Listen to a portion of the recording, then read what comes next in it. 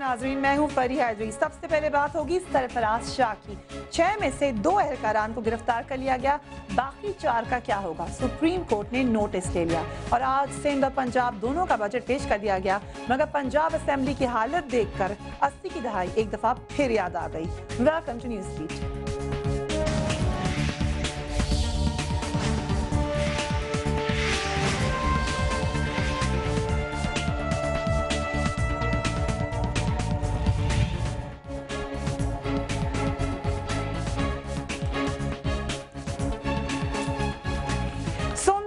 जहां में है तेरा फसाना क्या, कहती है तुझको खल्के खुदा गायबाना क्या क्या।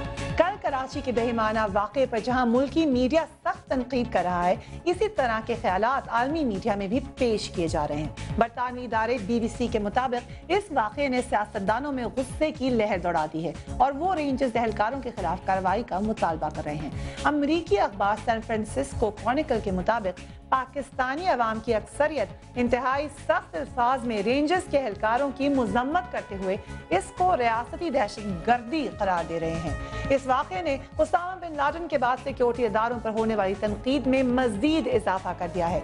अमरीकी जरीदे फोर्ब्स के मुताबिक पाकिस्तानी हुक्काम TV चैनल्स पर कराची में रेंजर्स के हाथों एक गैर मुस्तल्ला नौजवान लड़के को गोलियां मारने की बार बार दिखाई जाने वाली वीडियो पर तहकीकात कर रहे हैं। भारतीय अखबार टाइम्स ऑफ इंडिया के मुताबिक पाकिस्तानी सिक्योरिटी इदारे मुल्की TV चैनल्स पर गैर मुस्तल्ला शख्स पर फायरिंग के बाद एक बार फिर सख्त शर्मिंदगी और तनकीद का शिकार है।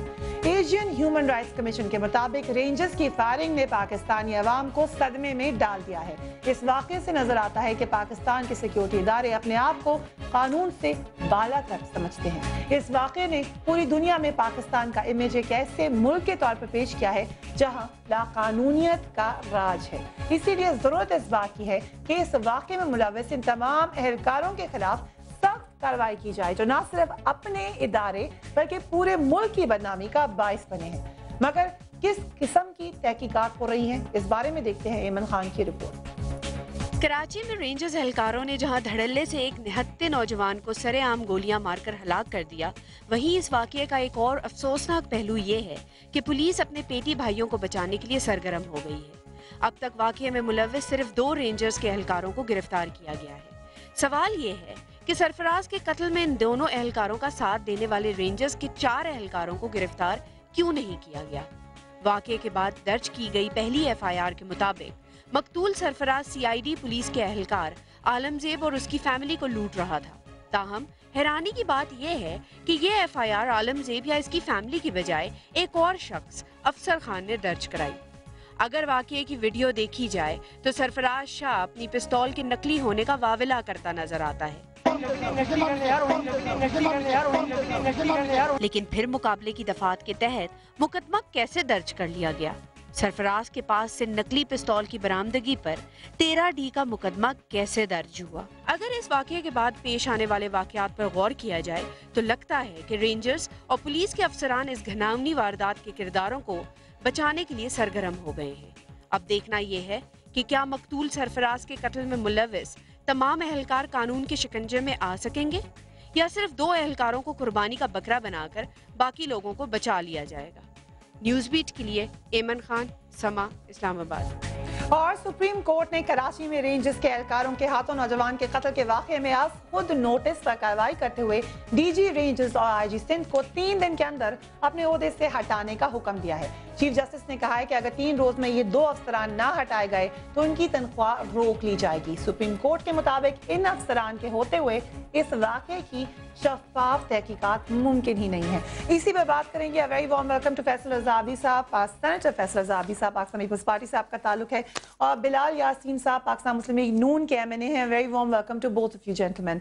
सबसे पहले बिलाल यासीन साहब, सुप्रीम कोर्ट ने भी एक्शन लिया। मेरे पास ये FIRs मौजूद हैं, 3 मुख्तलिफ FIRs की ये कॉपीज हैं और इसमें नाम है 6 अफराद के बारे में बात की गई है, 2 अफराद को पकड़ा गया है।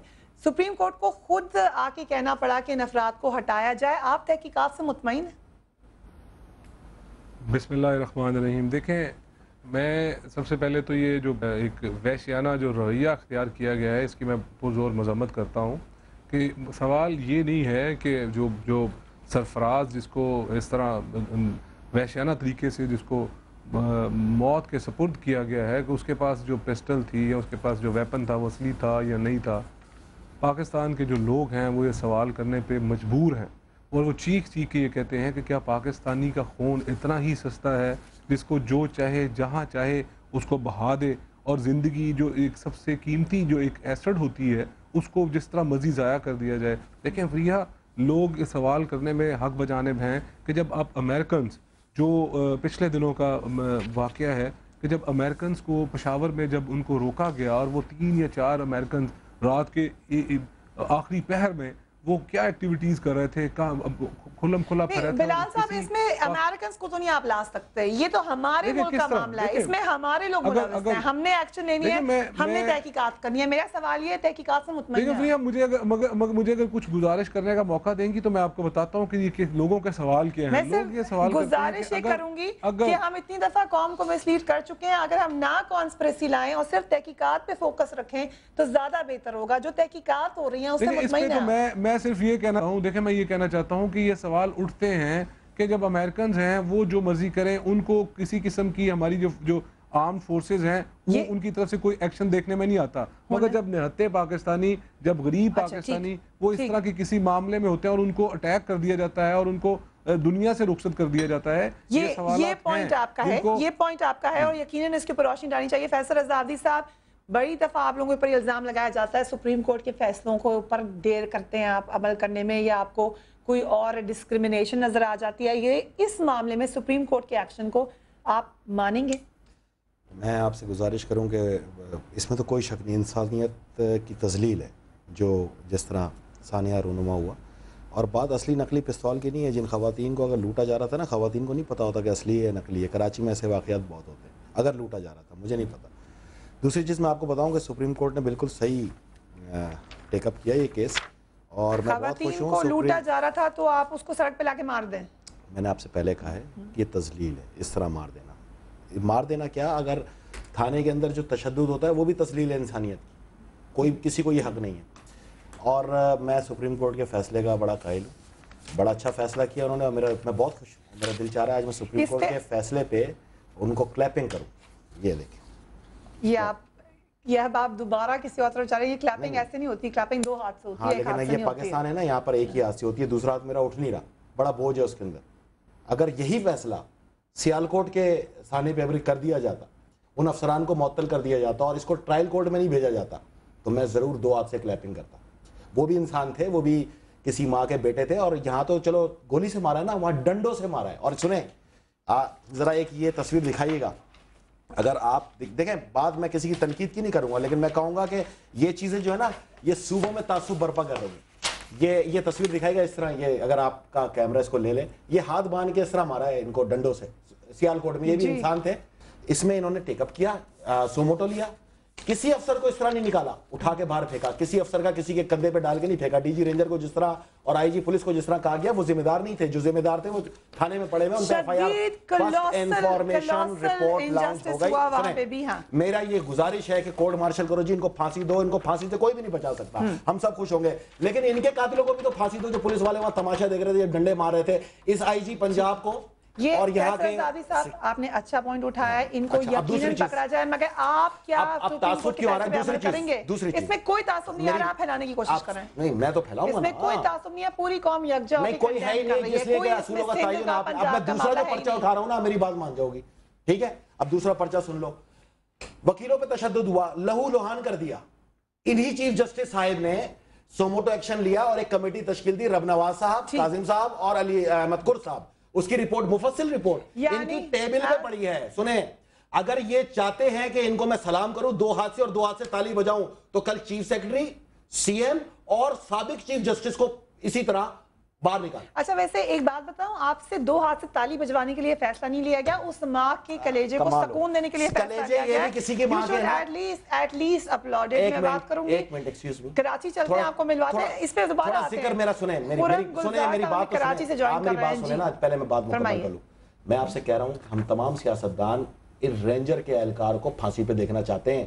देखना चाहते हैं बिल्कुल, जैसे और शेवा इसको खास कोई साहब नहीं ने बचा कहा। सकता फांसी से, बड़ी मेहरबानी, लेकिन thank you। इनके जो अहलकार हैं उनको भी फांसी पे उनको देखना भी चाहते हैं। ठीक है, जस्टिस होगा तो सबके साथ होगा। खुरम गुलजार साहब हमें ज्वाइन करें कराची से और इस वक्त मौजूद है वो सालिक साहब के साथ। सालिक शाह हमारे समा टीवी से उनका ताल्लुक है, उनके भाई के साथ ही ये वाकया हुआ।